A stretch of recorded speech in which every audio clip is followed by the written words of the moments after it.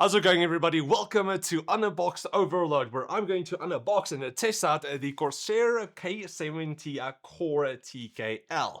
Now, I have already actually done the unboxing and first impressions of the Corsair K55 Core here, which is their most affordable gaming keyboard currently. But also, after this one, the Core, I am also going to take a look at the Pro TKL. So I do have a bunch of keyboards here, which I'm going to take a look at. Firstly, again, the unboxings, and then later I'm going to do the full reviews. But everything will be linked in the video description for this one. And once this one is also out, everything will be down in the description below. But if you are new to the channel, firstly, welcome. I do hope you enjoy your stay here. Just to quickly explain how the channel works. So Unboxing Overload here is the unboxing channel where, like the name implies, of course, where everything that comes in, I'm going to unbox, get like a first impressions, see if it's actually worth making a full review on. I'm definitely sure this one will be. And then later on, those are going to move towards the main channels, which is either a gaming overload or a hardware overload. So gaming overload is more for all of your peripherals, gaming gear, consoles, monitors, PC setup, stuff like that. And then hardware overload is going to be for all of your PC equipment. So internal components, PC builds, benchmarks, stuff like that. So yes, there's a few to choose from and possibly even more to come later on, depending on the category and just products in general. So everything will be linked in the video description. You have your choices. You can go watch whatever you want. And I just hope you enjoy the videos that I make. But anyway, let's get back into the Corsair K70 Core TKL and find out if this is going to be your next keyboard. Alright, so we're done with the K55 Core here. Let's quickly unplug it. And then what's next? Let's leave the most expensive for last and take a look at the K75 Core TKL first. Now, just like the K55 that we took a look at, there's so many different models for the K70. So first off, we have the K70 Pro TKL, which again is this one. Let's just put that for there. This one is going for $180. Then you get the K70 Core TKL wireless, which is this one, but just a wireless, which would actually be pretty cool to have. I just love wireless keyboards. So you do have that. It also seems like that one actually comes with a palm rest, whereas this one doesn't, because this one is the Core TKL. So that's unfortunate, but it's a lot cheaper. So the wireless is $150 and this one is $90. So yeah, definitely a price difference there. Next up, we have the K70 Pro Mini Wireless, 60%. So that's even smaller than this. Take off the entire arrow section here. So that's $180. You have the K70 Core, which is the full-size keyboard, but that doesn't have a palm rest and it's a lot more bare bones. That one's going for $70 and also comes in a few different colors. Ooh, that white actually looks good. Then you have the K70 Pro, the full-size keyboard, which I actually do have somewhere. So for the comparison video and everything, so for the review, I'll probably get that one out, or maybe later on for these as well. We can just see a bit of a difference between them. Then there's two more. You have the K70 TKL Champion Series. So that one is $130. And then lastly, you have the K70 Max, which is going for $230. That's more of the K70 full size, but with just everything included. And it looks like it's also their new switches as well. So again, I haven't been in the keyboard game for a bit, so a lot of these are new to me. So we'll see. The last one that I did was the K70 Pro, and also the K70 Pro low profile. That was also actually pretty nice. All right, so let's open it up. I have the tiny keyboard here. Oh, nice and smooth there. We'll put that to the side. And then we have our cable inside here, but no additional keys, unfortunately. So you only have what's included here. All right, let's put that down there. Get our cable out. So for the cable, it is braided. It is a Type C, again, a detachable as well. It's about, what, 1.8 meters, almost 2 meters. And then let's see, where does it connect? So it connects here on the left side. All right, so there we have it. The K70 TKL Core TKL. So for build quality, Very good. No flex to the body, and I'm really pushing it, so no flex there. It does have aluminum top plate here. Do you get this one in white as well? I hope you do, because that would be awesome. The core, you do not get the core in a white, but you do get the other one, the Pro, in a white, which looks awesome.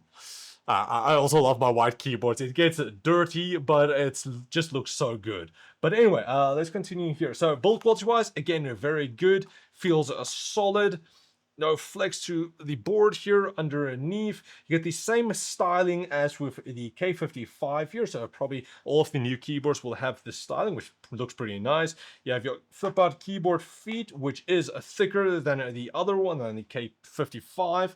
So let's keep... Yo, that is a loud pushback, so let's see if it does a decent job. Pretty good. Yeah, I'm really pushing it. So for the flip-out feet here... Ugh. Yeah, definitely good enough. Now here on the top right, you have this knob, which is for your volume, which feels nice and solid. It is metal. You can press it down as well to mute. For this one, you have, I believe it's for your play and pause, because I can hear audio from my PC and from my laptop. So, okay, that's probably play and pause. But anyway, you do also have additional controls here at the top. Your play and pause up here as well, so I'm not exactly sure what this one is going to be for. You do have your brightness levels here as well. So if you press FN, you'll be able to see the FN function keys, which is nice. So same for here, that's going to be your Windows lock. Nope, it doesn't lock your windows, so I'm not exactly sure. But you do have a few here. This for your brightness levels: 1, 2, 3, 4, 5. So 5 levels of brightness. Then you do have your different RGB effects, which we'll go over. I just quickly want to try the rest. Wonder what this one is for. Now it's red. Ooh, all right. Okay, now it's actually a scroll wheel. So it's scrolling up and down on Corsair's website there. Okay, then for that was green. All right, so white, it's when it's white, it's for volume. When it's red, it's for brightness. Okay, now I see. Pretty interesting. It's interesting that it's a scroll wheel as well. If your mouse doesn't have a scroll wheel. All right, okay, but that's pretty cool. Now let's quickly go over the keycaps first before I get into the switches. So these do have a nice texture to them. So, all right, that's going to be the switches. Oh, those are smooth. But anyway, quickly for the keycaps first. So these are ABS plastic double shot, as you guys can see there. ABS double shot. The RGB does shine through nicely and clearly, so no complaints there. Does have a bit of a texture on them, if you guys can see that. So it's not as smooth. So it's not smooth like the K55. So pretty decent. Spacing between the keys also relatively good. Now on Corsair's website, it does say that there's a bunch of different layers in between here. So you do have the aluminum top plate. You have a sound dampening layer as well. That should be like a foam padding. Then you have your PCB. You have your another sound dampening layer, and then you have the bottom of the case. So that's going to help to make your switches don't sound as tinny or sound as cheap as well. It just feels relatively premium, even though this is more of the budget option. All right, then finally, let's get into the switches. So these are Corsair's own MLX RAID V2 linear switches. So like majority of the RAIDs, they don't have any of a tactile bump or anything, so it's just straight smooth down. But these are also pre-lubricated, so that's also something new in the last year or 2 years that started happening, that you get switches pre-lubed, which is actually pretty nice. Now, it's not the biggest difference between a non-lubed and a lubed switch, but if you have used a lubed switch before, you definitely know which is your favorite. So I'm just gonna say that. It just helps making it so much smoother. I can't really explain it too well. It just feels nice. Now, like I said, this is Corsair's MLX Red V2 switches. So Corsair has also started creating their own switches. I believe for the K70 Pro, that was the first one that I took a look at, or maybe the K100, which had their own switches. But now it seems like they have just so many different models. I believe the first one was only the speeds, or the whites or something. So I'm not too crazy about that. I do actually like a bit more of a tactile feel for the switches. So even the reds here, I do prefer maybe the blues. If I have the blues, then I do prefer those rather. But a lot of people like the reds, and I will say that they will definitely like these. Alright, so I quickly went to make myself some coffee, and also just got another keyboard, a non-Corsair keyboard, that has reds as well. So I just want to feel the difference between these. Alright, so let's quickly see what switches these are. So of course reds, but can't exactly see. It just says like Red Dragon, but it's probably going to be like Kale switches. So Kale, I don't think it's Gatorons, definitely not a Cherry, so, and it's also not pre-lubed. So let's type between these and hear the difference.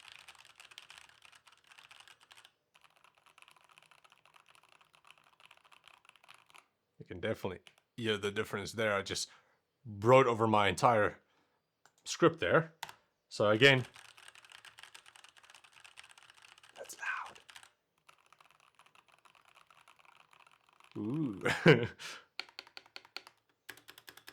Oh, you can hear that spring.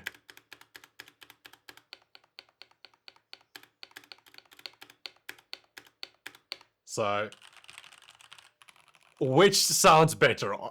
It's not even close. All right, so it's been a while since I've actually did a comparison between the switches. So, oh, okay, it's not even close. All right, now I still need to remember what I covered about the switches, but first, just another sip of coffee.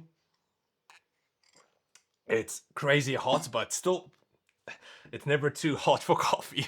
I think that was a pretty decent comparison between the non-lubed basic red switches and Corsair's pre-lubed, their own version of red switches. And again, you can just hear the difference. And then of course the feeling is just, again, I probably mentioned this a couple of times now, is that it just feels smoother. So it's no resistance really, even though again, it's not tactile, but it just, when you press it, it just slides down. The reds, again, they're not bad. They're still linear. It doesn't feel like there's any resistance, but it's just these ones are just smoother. So silky, lubish, smooth. I don't really know. All right, but anyway, let's quickly go on towards the RGB. We haven't done that yet. So these are per key RGB backlit, as you guys can see there. So for the controls, you can either use the Corsair IQ software, which you can go download, but we don't have that for now. Let's just quickly over the onboard commands here. So FN key, and you have your 1, which is just a type of rainbow wavy effect. I don't know what changes there really are. So for 2, rainbow wave effect. For 3, it's like a rain effect. For 4, also a type of a rainbow wave effect. For 5, that's key press, lights up. So for 6, there's a ripple effect. So a standard ripple. For 7, it's a color cycle. So it just cycles through different colors. That was 7. For 8, it's RGB breathing effect. For 9, it's just a wave. And for 0, it's just a static color. So you can change the colors there. And then this is the white. So again, it does have a blue tint to it. So it's not a pure white. I can't wait for the switches to actually feature an RGB W LED. That would be very cool. But I don't think we're there yet. but maybe one of these days. That's probably going to be like the next step, because what else can they really do? It needs to be like a different color that they can add. All right, so it seems like the plus and minus is to control the speed of the effect. So let's slow it down, or you can increase it. And it seems like you have, and I believe these ones down here, the brackets, is for the direction. So you do have majority of controls on the keyboard itself. But of course, if you want to have more control, the IQ software is where you can adjust everything else and do all of the macros and everything. So I think that's pretty much it for our look at the K70 Core TKL. Definitely not bad. We get everything that you really need. And again, the pre-loop switches is just it's just nice, especially compared to just the standard ones. Never had an issue with the standard ones, the non-lubed ones, but it's just so much smoother. All right, so that's pretty much it for a quick look at the Corsair K70 Core TKL. Again, just the difference between the non-lube switches and the lube switches. The lubes are just so much smoother and just sound better. So if you are a switch freak, then you definitely want to go for the lubed switches over the non-lubed ones. But anyway, again, this was the Core that we took a look at. I'm also going to take a look at the Pro here, so see the difference between the two, and if it's worth going for the higher end model or if the Core is good enough. So I will leave a link for this one's unboxing in the description, as well as the K55 Core that I did as well. So you can check all of that in the description below. But anyway, that's pretty much it. Thanks for watching, guys. I do hope you enjoyed. If you did, please like, subscribe, and comment. Like always, a big shout out to Corsair for sending these over for review. I'm sure there's going to be plenty more Corsair stuff to come, both peripherals and then also PC components. So if you want to see all of that, this channel again for the unboxings, and then a hardware overload for all of the components, and then a gaming overload for all of the peripherals. But now, thanks for watching, guys, and I'll check all of you next time. Cheers, guys.